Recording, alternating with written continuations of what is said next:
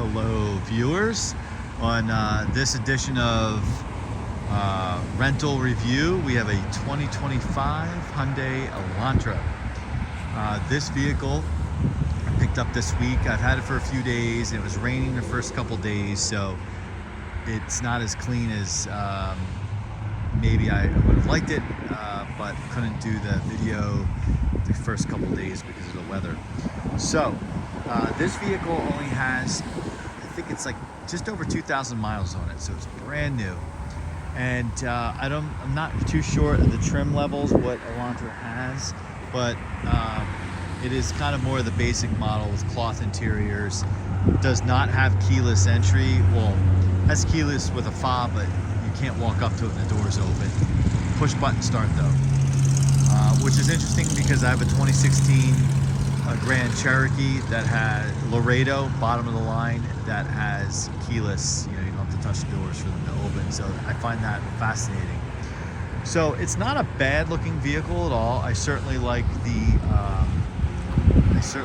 rear styling of it. It's nice, and maybe below down here below the bumper, a little too busy, but certainly from where the white body portion is up, it is. I think it's pretty good looking. Not a huge fan of the darker wheels, and I apologize for the shadow. Just the lighting at the time of the day, and it's a little noisy where I chose to do this. The wheels are okay. They're growing on me. When I first saw them, I'm like, I really don't like the black and the. I just didn't really like them, but they're growing on me. And body siding's interesting. How it has kind of like the creases in the doors, and then that crease that kind of runs down the side. I could love it or leave it, I guess. Take it or leave it or whatever. Don't know what this random piece of material is sticking out of the fender. I tried to pull on that a little bit, but that's how it I got it from the rental place. Front end is, I think, fairly handsome as well. It's not bad looking at all. I feel like it's kind of a knock a little bit on the Honda Accord with this styling front. I personally think it would look better without the bottom black area, and if that was like all just white, whatever you call that, chin spoiler there, or chin. I think that would be nice, but still, I don't think it's a bad looking car. I do like the lines on the hood, not bad either. This one is equipped with a moonroof, which is interesting. Cloth interior, does not have like true keyless, but it has a moonroof. So let's take a look inside.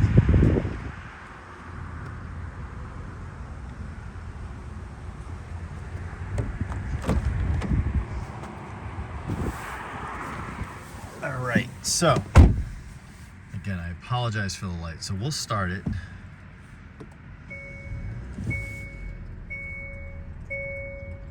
I do like the display here. I have to say, I do think it is easy to look at, easy to use. And I've talked about in other videos, I'm not a huge fan of like the floating screens. I like integrated screens because they look just like an afterthought and tacked on when they're these giant screens like just floating there. But this, I think I do like, because it's kind of an extension of the main instrumentation here, and it's copyright pointed towards the driver, which is nice. So I don't mind that so much. I don't like this like space like over behind it, but still, it's not bad compared to other vehicles. I do think the dashboard is handsome. So when we get into the controls here, now I like the redundant AC controls versus the screen. All I've been using for the HVAC are these controls down here. The shifter, what is interesting is if you put it in drive, so you put it in drive, okay? So if I move the shifter to the left, watch what it does. I'm sorry, move it to the right. Nope, move it to the left. I'm sorry. Pretty neat. I should imagine this is putting it in, it's actually putting it in like manual mode. So I think if I, doesn't have paddle shifters, but I think if I just go, yeah, go like this, it'll change the gears. Pretty cool. I don't know how often I would ever use that, but I think it's neat how it changes the gauges to like a red color. Kind of fun, I suppose.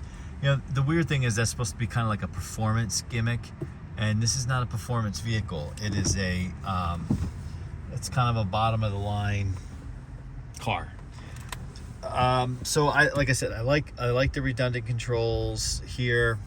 I've said this for years about console shifters. Like, unless it's a performance vehicle, it's a waste of freaking space. Like, what is it? Just so I can hold on and feel sporty? Like, it's silly. I've always, as soon as they came out with like the rotary shifter or the push button, or even like Mercedes has it on the back on the column. I mean, I'm old school and really like the column shifter, much like that Lincoln Town Car would have that's sitting across the street here. So that kind of like takes a lot of space, but you do have a little space down there. Cup holders, sure. The one thing I'm confused about is this like barrier here. Like, I don't know the intended purpose of this. I haven't tried sitting in the front passenger seat, so I don't know like if it gives the appearance of being more cramped. I just don't know the purpose of this.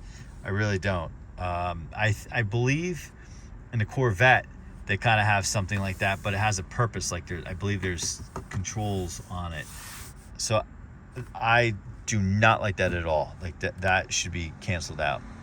Back space room, not bad. I like the stripes down the seats there. For this car I reserved like I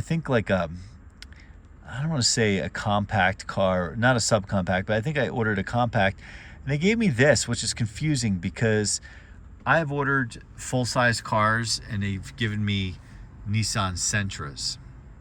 I feel like this is the same size as a Sentra. Or I think it's a little smaller than an Altima. Now, we recently did rental car reviews on those vehicles, and if I'm comparing from memory even the Sentra to this, I prefer the Nissan over the Hyundai. And the other thing I want to add is the steering wheel. I do dig the steering wheel. I really like it. I'm such a 4-spoke person when it comes to steering wheels. Since they became trendy 10, 15 years ago, the triangular wedge-shaped steering wheel that like is in like 99.9% of vehicles, I think it's ugly and I hate it. Just don't like it. But this is a little interesting take on a 4-spoke steering wheel, but it's very comfortable. You can grip it here, you just drive it normally. I do like that. The other piece that I struggled with a little bit is headroom. There's just not much headroom in this vehicle. Not much at all. So that is also another challenge. All in all, this wouldn't be a vehicle that I would purchase as a family sedan. Like I said, I from experience would go with an Altima, Sentra. I do think the Accord overall is better looking. But Hyundai, my first experience ever in a Hyundai was back in the 90s. A coworker, I was a teenager, but we had a coworker who gave me a couple bucks to take her vehicle to the car wash. She was close to retirement age, and she had a Sonata.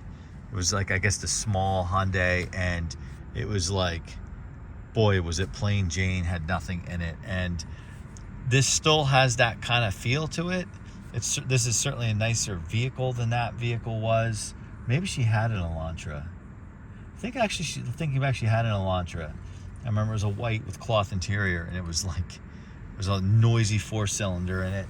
But these are definitely evolved since then, and I'm sure this is a decent car. I just struggle with the headroom, and you know, that kind of makes it hard for me. So let's before we sign off, let's take a look at the trunk. Let's pop it. It has a manual pop down there. It's not even, I think it's mechanical. Oh, the vehicle is on. Thank you for telling me.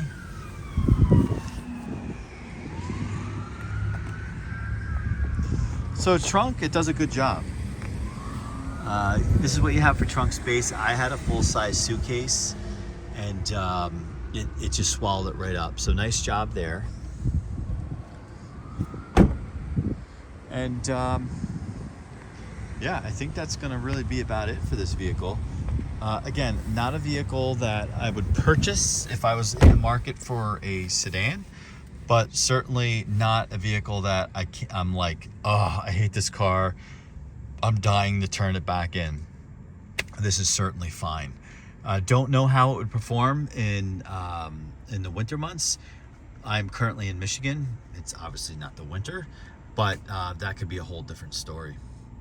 All right, so I want to say thank you for watching, and let me know if you have one of these vehicles, what you think of it, and if you're considering one, you know, I'd like to hear your input, and just all about you know, what these cars are about in terms of reliability, just functionality.